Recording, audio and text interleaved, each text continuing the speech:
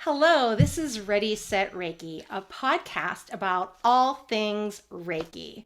So, we welcome the curious beginner all the way to the seasoned master teacher, all lineages and all levels. So, today on our journey, you are lucky enough not only to have one guide, but two. So, I am your one guide, Tracy Searight. And I am your co-guide, or the other half of Ready Set Reiki, Millie Pampina. And welcome today, friends. So, I have a very wonderful guest here. I found her, can you believe it or not, 3 years ago. That COVID came into our lives, but there was a silver lining with COVID as that Yoga Works went online. And so I found a wonderful instructor on there named Zepure. She was teaching urban Zen. I was like, what is this? So I got to know her over the days and weeks during COVID. And I also saw her, she did a pop up for Yoga World Heart. So we're going to find out about her. So she is a Yoga Works 500-hour certified teacher, urban Zen integrative therapist, Reiki Master Practitioner, and teacher. Now, she has been practicing yoga since 2005, but teaching since 2014. She completed her Urban Zen Integrative Therapy and Restorative Training at Yoga Works. So she is a wonderful person, and she is also collaborates with one of my mentors and a person who I hold to a standard of excellence, Danny Ibarra. So welcome, Zipporah, and I'm gonna let you say your beautiful name because I'll end up butchering it. But welcome to Ready Set Reiki. Hi, good morning, everybody. Thank you for having me. My name is Zepure Kouyoumdjian, and I'm certified 500-hour teacher, restorative, urban Zen, therapeutic, yin, and yoga nidra certified teacher as well. And Reiki practitioner. I completed my Reiki all levels, the master level as well with Eleanor Khoury, and she's my master teacher. So I've been practicing yoga and meditation since 2005 with my first teacher in my country. So I moved from Beirut to LA 10 years ago, but I was practicing yoga and meditation before. And Reiki came to my life. I didn't know anything about Reiki, but I was practicing Zen meditation with my first teacher. His name is Leon Harry Kevorkian. And when I was moving to America, he gave me this book, Reiki to Go, as a gift. So I just got the book and I was looking, what is this? I see the hands on, and then I moved. I started to practice yoga at Yoga Works as, regular practice because I had to just, learn more new methodologies. And then someday it happened that they asked me, oh, we have Reiki training. Do you want to enroll to this training? Eleanor Khoury was doing the training. I was, what is Reiki? And I didn't sign up for this training. And they said, your name is on. I was, no way, And then I asked, what is Reiki? And she said, it's healing and harmonizing, balancing technique. So you learn how to treat yourself, how to give yourself self-healing. I was, okay, I'm going to take it. So it was so interesting because it was meant to be, to come into my life, because I needed that treatment for myself first. So the first level was for self-healing because I was having, when you move from country to another country, you get very stressed out and you are out of balance and ungrounded. So it came at the right moment to just, give me that, groundness and to be connected back to myself, because I lost my meditation practice when I moved here.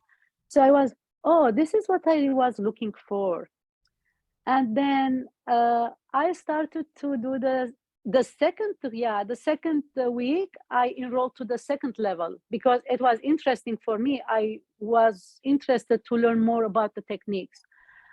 And I started to volunteer at Yoga Works in the Urban Zen program.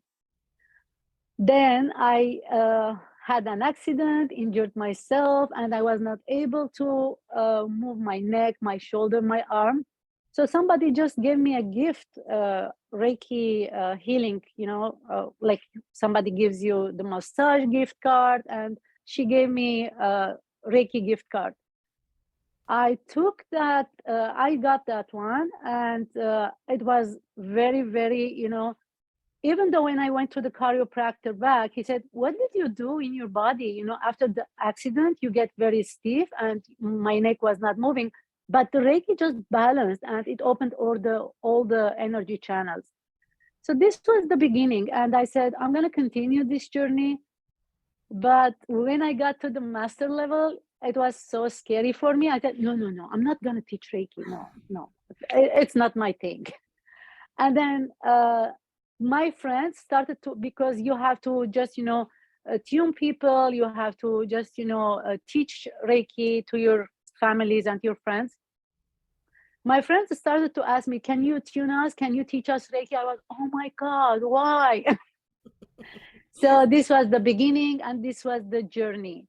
And I believe in Reiki because it's not a religious, and it's a healing, balancing, harmonizing technique. I do Reiki in my all classes. In the relaxation at the beginning, when I was new teacher, during the relaxation, I used to do Reiki on their feet because it grounds them. Because people in their minds always, and they think more than they relax. So Reiki helps, to ground them and to just connect them back into their self. Wonderful, wonderful. See, that's a great way to do it, just to bring it into your Reiki practice and teaching. Mm-hmm. So that's wonderful. So I love it how, the universe had different plans for you with the Yeah. Reiki. So even though you didn't feel you were ready, there it was showing up for you. So wonderful. So as we're talking about Reiki, so do you agree with any of the common misperceptions about the work within Reiki? So I'm sure you have people, as you said, all the time that are coming up and asking you for Reiki or to attune them and to train you. So is there anything that you found as you're going out in the community that is this misperception that people, as they talk to you, that's like, whoa, where's that coming from? Mhm. Yeah, especially in America, most of people are very spiritual and holistic. So they agree with Reiki and they accept it. But some people, when they come to the class and I, just ask them, I'm going to do some Reiki hands on or off, if you don't agree, please raise your hand. And people just ask, what is Reiki? Is it religious? This is the only thing that, they just, mix it or miss it. So Reiki is not a religious. It's a spiritual practice. It's a meditation. It's commitment. You have to just, practice Reiki daily to bring that harmony and balance, to change your old habits. Because, I believe that by experiencing in myself, because when I started to practice Reiki, especially the symbols, when you use the symbols, they help you to release all the, old habits. They change your mind. You get more connected. And, from time to time, when you get depressed, you go back to your old habits. So it shifts the whole aspect. Yeah. Wonderful. So for some of our Yeah. And viewers, I want people to understand that it's a not religious, it's a wonderful. spiritual practice, it's a meditation Yes, only. yes, perfect, perfect. So, one of my questions for viewers who are not familiar, I know this answer, you know this answer, but for those of you, our viewers who are not familiar, can you tell us about Urban Zen? Oh yeah. Urban Zen. It's that amazing integrative therapeutic class, which is one of my babies, my first baby now. Yeah, it came into my life when I injured myself in an accident and I was not able to move. So they told me to take the urban zen, which was very nice combination with aromatherapy, Reiki hands, gentle movements, in bed movements for the hospital and the clinical settings. You know, uh, integrative therapeutic, yeah, gentle movements, aromatherapy, essential oils, body awareness meditation. So it brings your mind to the center. So when you are moving your arm, just, you are aware that you are moving your arm. It's not mechanically, it's by awareness. And some restorative postures at the end when we facilitate Reiki, which is amazing. So last week I was invited to Palm Desert for American Armenian Medical Society to for a wellness retreat and to teach them urban zen, how it is a self-care and self-love session. One of the people just told me, I don't want to move out of the floor because it's so relaxing. Yeah, urban zen is very healing, very therapeutic, and it's the complete and the perfect combination to heal somebody with Reiki and restorative postures with that, meditation. Yeah. And I mean, it was such a blessing, during COVID that you were able to offer that class Oh on your. yeah, So that was a really nice class on there on the schedule. So I mean, I popped in quite frequently when you were on there. thank you. So Mm. so I really enjoyed it. So our next question is what do you wish your younger self knew about your current profession? And that can be with the Reiki and in your yoga journey as well. Yeah. So this is very interesting because when I started to practice yoga and do meditation, specifically after I learned Reiki and Urban Zen, I said, I wish I knew all these things before. Yeah. Because Mm. I started to do yoga in my 30s. And every time, I see my teachers, they are young, like, 28 or, 24. I say, I wish I was, new yoga and meditation when I was younger because I have anxiety. I used to have anxiety, but now the level is very low. And I inherited that from my grandma and my mom. And I didn't know that it was anxiety. After I started to educate myself, I know about, uh, I learned about Reiki and yoga, how it, levels and lowers the level of the anxiety and the stress.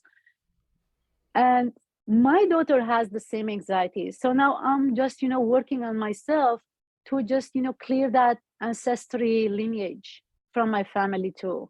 Because my mom doesn't know, she didn't know before, my grandma didn't know. And I don't blame them because, in their time, there was no meditation, there was no Reiki and yoga.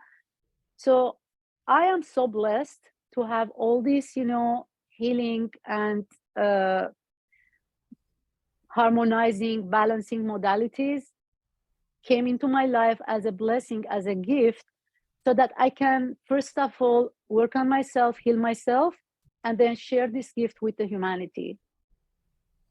Yeah, that's beautiful. And something you also do that you did not mention is the sound bowls, the singing bowls, right? Oh, yeah, the singing bowls.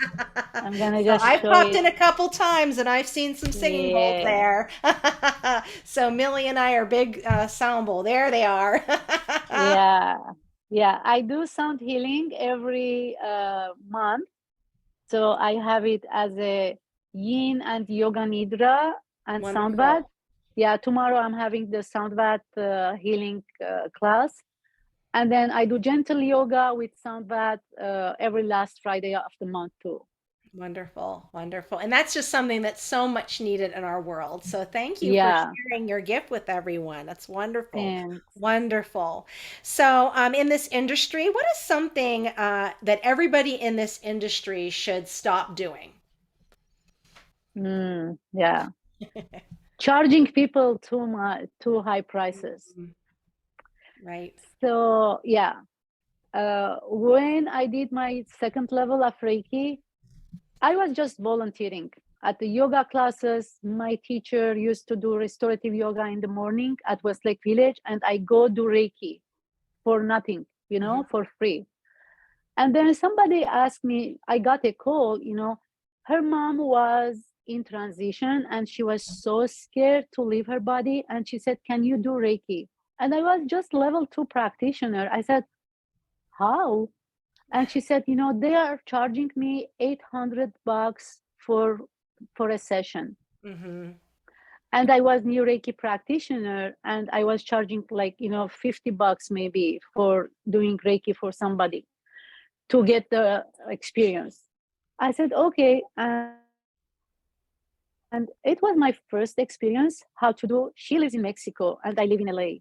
I Yes. used to wake up every morning at 4:30 and do the session for her mom. Aw. You can't believe the third day, I saw her. She's just, leaving. And she called me, thank you so much. My mom, just passed away. So you can share Reiki gift. I give Reiki sessions for free. Like, the wellness retreat that I went last week, you know, I didn't charge anything for them because they are doctors, nurses, everything. And they are here, they are burning out themselves for, healing and treating people. So why you don't share your gift, because I will get that money from somewhere else. Mhm. It's not, charging, because when the money comes easily in a huge price, it will go in the same way. But the blessing and the gift that when you get the money and you have the blessing from the universe, it's more important for me. Mhm. It's beautiful. What a beautiful way to look at that. Yeah, and that was what I was finding in the industry too, is there's just no consistency on the pricing. You have one practitioner charging this, Yeah. another charging that, and especially with the trainings, I was interested in going into the Reiki Alliance, and to be a master, they're charging $10,000 to do that. Oh So, no. and these are Wow. prices that were set by Madame Takata in the Mm. 70s. So Mm. getting the level one would be $200. Level two is 500, and then that third level is 10,000. So I'm finding that there's no consistency really in the field with it. So what a gift it is to give to other people, and again, it does get returned. So it's a great attitude to have. So, Yeah. yeah, Thank and then you. just sharing, especially with nurses, doctors, because they need it the most. I mean, it's just Yeah. a hard profession, a lot of weighing on them. So, yeah, that's wonderful. Yeah, I volunteered at UCLA during the Urban Zen because you have to just volunteer 50 clinical hours. And there was Nurses Week, so we share Reiki for free. We don't charge them. Right, wonderful. Wonderful. I love that. I love that. Our next question is, what is the biggest challenge this industry is facing? Mm. So, yeah, as I said, when they are charging too much for the trainings or for the, you know, don't take in a business mind. I just, say, don't take Reiki or yoga in a business mind. Keep it simple. Yeah, maybe you have to charge for your gas, for your energy, but keep it simple and just, ask your heart. Hmm. Right. Right. Because Yeah. this is really about an industry of service and being of service. So, Yeah. I mean, and it's hard on the other aspect. You think of all the training we've gone through as well. So many people feel like, well, I want to get at least my training money back. Mm. But again, just being of service and helping people, because that's why we all got into this in the first place. So, what are some of the qualities when it's time for you to get Reiki off of someone? What are the qualities that you look for in a Reiki practitioner? Yeah. For okay. When you get your first level or the second level, so you have to practice on yourself first. And it's not only for the certification, you have to practice it, as a commitment and devotion. Because Master Usui, in his This is Reiki book, so he mentions how Reiki is a commitment and it's a devotional practice. because when you don't use it, you lose it. I met a lot of people during my trainings, and when I did, we practice on each other. And when I did Reiki, they mentioned that, oh, I did Reiki level 1, but I didn't use it, so I forgot. Why? Yeah. You go into a training and you are paying this money. When you get the benefits, just continue practicing, commit to that. Yeah, consistency is the key.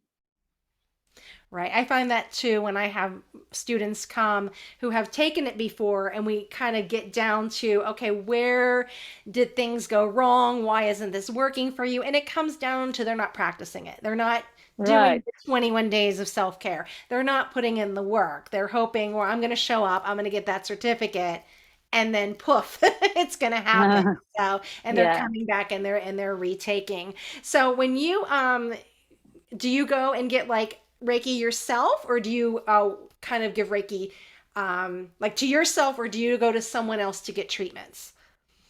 I do self Reiki daily, Hmm. and from time to time, I have a student and I have my teacher. So I ask her. I go to get another attunement, another refresher, Reiki session. Yeah, it's very important Hmm.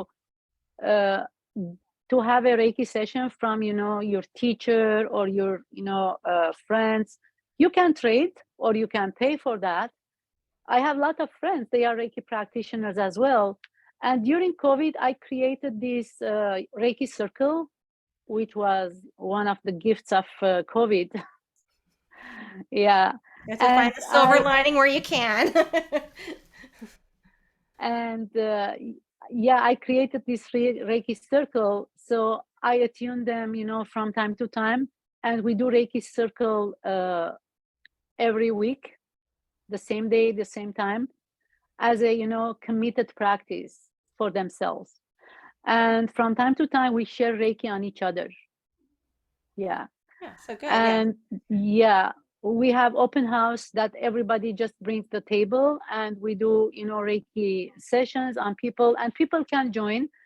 Mm, so two practitioners working on one person, or three practitioners working on one person, Okay. so that they learn and they practice, and you practice as well. Right. Right. And this perfectly goes into that next question, is what advice would you give someone who is just kind of entering this profession? Yeah. Practice, just practice. So first of all, the Reiki principles, the simple meditation, like you place your palms in Gasho or Namaste prayer hands and repeat the principle. This is just 15 minutes practice, which balances and grounds you. It centers you.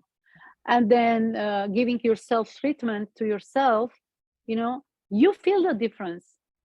It's different. When I go to bed, I do self Reiki on my head, and I used to have nightmares actually before I did my advanced level. I used to have nightmares, but after I did my advanced level and I started to be more committed to my practice, my all nightmares were gone because the light was just taking place instead of the darkness. Right. Right. Yeah. Does help. It's So amazing. i I give the advice that first of all, you, like Master Usui said, you first, then the others, because it's a self-healing and self-care. Why you don't care of yourself first, so that you can take care of anybody else. Right, right. And I always tell my students that just starting out in level one, uh, take a screenshot of those principles, put them on your phone because you're always going to look at that. Put a post it, Right. stick it on the refrigerator, put it on the mirror. At least once a day, look at that principle. You don't necessarily have to do all of them, but just take it just for the day. What can I Yeah. do today? You may look at yeah, I may be struggling with that anger, but what else can you work on? So, and again, and that's just putting in the time and putting in the work. So I agree as well, just the practice. And even if it's just, I'm opening the refrigerator, I'm taking a bottle of water, I'm going to give it Reiki. And people are like, what? I'm like, no, no, every day, even if it's the car keys, your car, I mean, your shoes. And it's just these simple acts day by day that build on each other. And soon enough, it's just going to be so routine that it's like Right. it's flowing. So, right. So, Yeah. Practicing gratitude daily is yes. important. Perfect. Yes. Well, yep. So our next question is, what books do you recommend? And these can be Reiki books, these can be yoga books, or any books along your journey of life that really have resonated with you.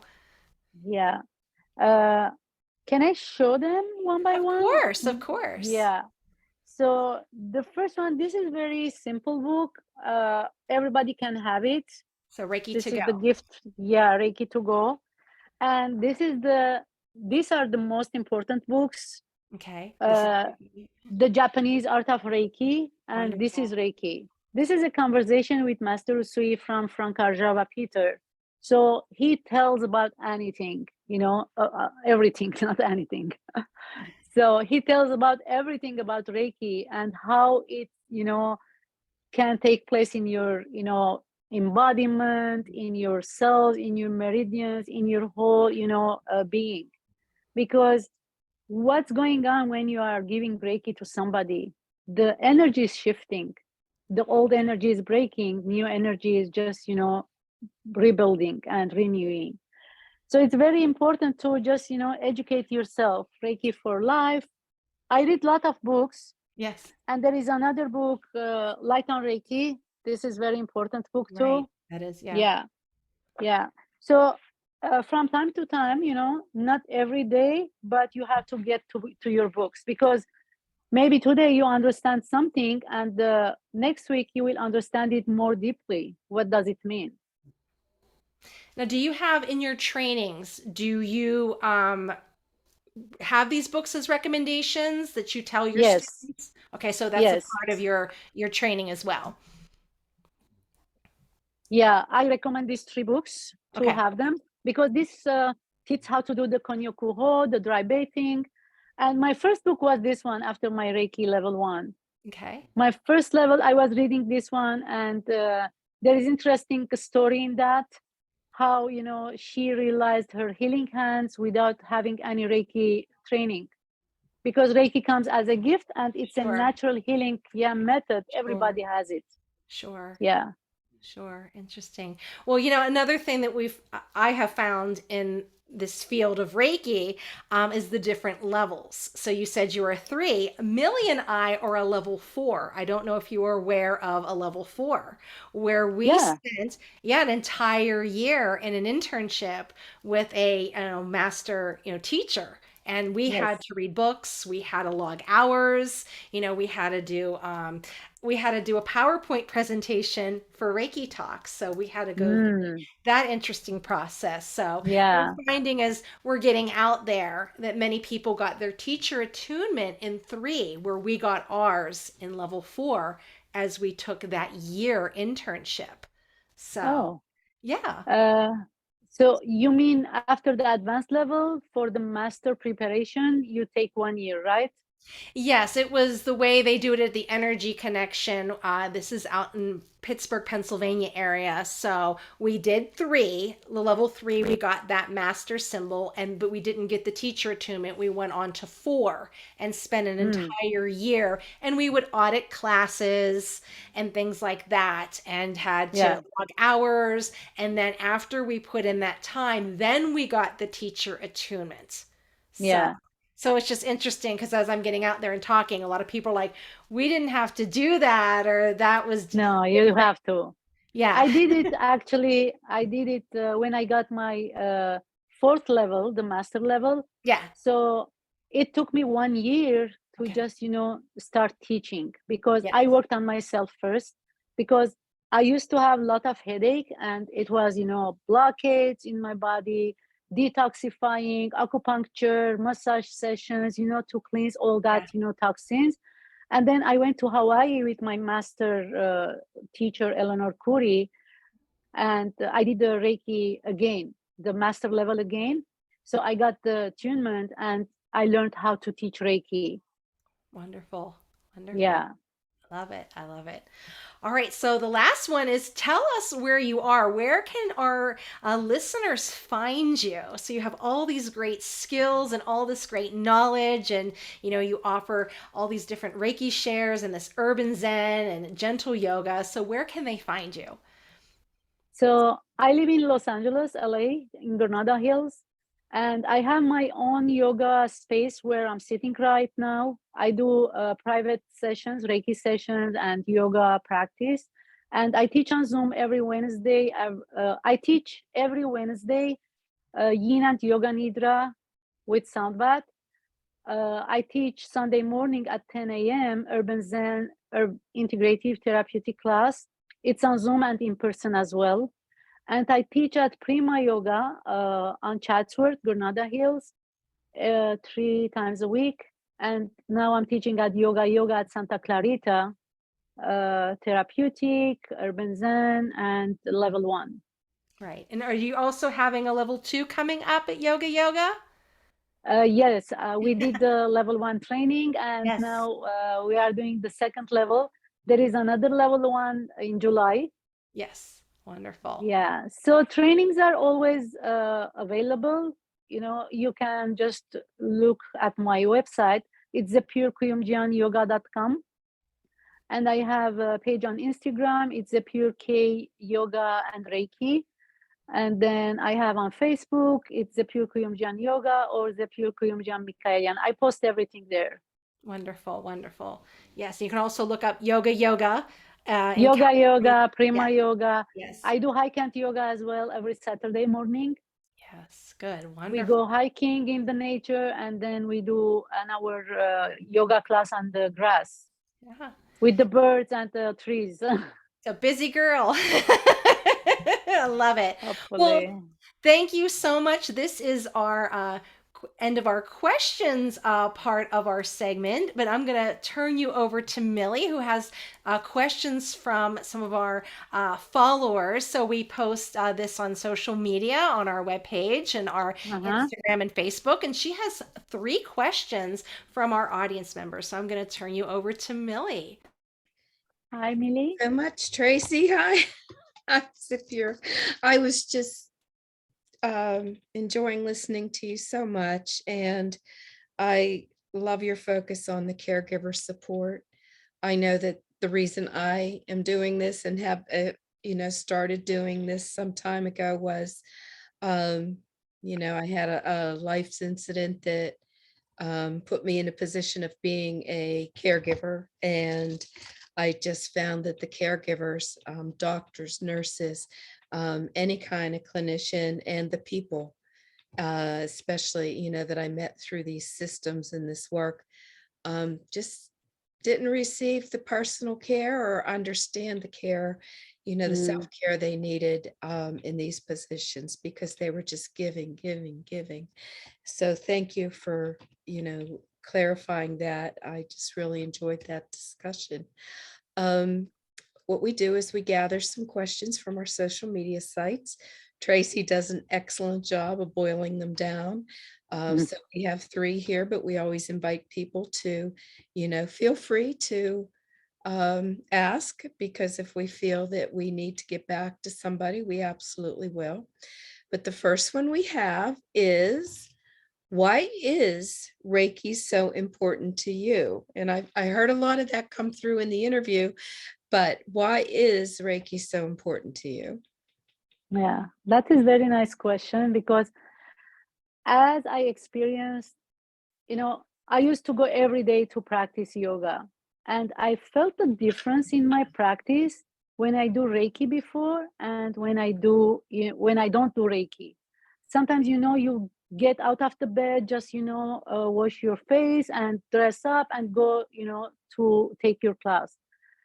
So when I do Reiki on myself, as I start to practice, my practice is more focused, centered, and my balance is there. And specifically, when I used to teach urban Zen or just volunteer as a Reiki practitioner in the urban Zen classes, like Danny's class, Jessica's class, or other teachers' classes. So I am very centered. And when I go to take any, after that, I go to take a class, I feel like, I do the headstand, I do the handstand, I do the pincha mayurasana. Oh my God, what's going on? But, you are out of your mind. You are not thinking about anything. You are centered, just you are there when you practice Reiki. That is the difference. I noticed that in myself, so that I ask, because I know now I see in my students when they come to the Ayurveda study or to do a class, their mind is just busy. I see the energy there. So I do, first of all, I do self Reiki treatment for them, and then we start to practice yoga so that it centers them and they are there. The mind is just centered in the wisdom. Wonderful. Yeah, I I just find that to be a, great application. Hopefully people will understand that that really is, you want them in that moment so they're more focused on their own needs and getting, getting everything they can out of the session. So how often do you, as an experienced practitioner, recommend someone receive a Reiki treatment? Daily. I wish, somebody gives you Reiki every day. Like, I have a cousin, whenever I go to visit her, she says, they call me Zuzu. Zuzu, please put your hands on my shoulders. Yeah, so it's recommended, for self-practice daily. But if you are taking sessions from, other practitioners or from your teacher, at least, every other week. Mhm. Yeah, yeah, every other week. Thank you. And again, what inspired you to teach Reiki? Mhm. What made it so you wanted to, or you would move forward with the teaching of the Reiki? So as I said, uh, this first book, Yes. Reiki to Go from my teacher, inspired me to learn about Reiki, and the teaching came by itself because the self-healing that I got from the Reiki practice in the first level, and I saw the benefits. So it inspired me to, okay, I'm gonna share this gift with the humanity because I see a lot of people, they are suffering from anxiety, they have pain. You know, you can't believe how I don't know people. When there is 35 people in the room and you enter the room to teach Urban Zen, you are only there and you are the instrument. So I'm not doing anything there. Just, my energy, their energy is calling me to put the hands on. And a lot of people, after the class, they just, come and say, how do you know that I was, suffering from anxiety? I have headache, or, my heart was full and she just, released into tears. I say, I don't know. That is the Reiki. I'm not doing anything. So one of the principles that we practice, I am not the giver, I am the receiver, because when you are giving Reiki, you are receiving as well. Mhm. And I'm going to mention a very beautiful, important message from Master Usui, because he used to attune people in Japan. This is very old, healing method from Master Usui. It's called Reiju. Reiju is public attunement. And in the Reiju, he used to just, place his hands over the head to give the faith to the student, to have the right thoughts. And at the third eye or the temples, to give the energy for the right perception. At the mouth, to have the memory to write a speech. And at the heart, for the meditation, the right action. And then at the hands, when we do the prayer hands or the gasho hands, just have the wisdom, the inner wisdom, the harmony, and the balance. And he says, Reiki is a devotion and commitment. We are facilitating Reiki, and as Reiki flows, attunes, and treats, we are the instrument in which Reiki conducts its songs. If you will And it is essential to keep our instrument tuned. Our meditation and Reiki practice is that tuning essence. Beautiful and so appropriate. Thank you so much for sharing that.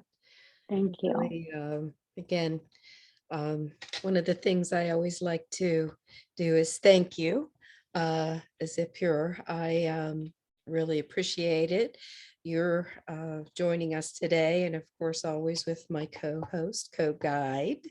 We like to think of ourselves as guides on this journey because we are constantly learning. We have still so many questions ourselves, and it's been a blessing to meet others and get their input and feedback and just ideas as to where we can lead not only ourselves but our students and continue on this journey. So one of the things I love to leave people with is, because I find everybody I meet and all their experiences are just so amazing that, to see beauty in everything is a choice.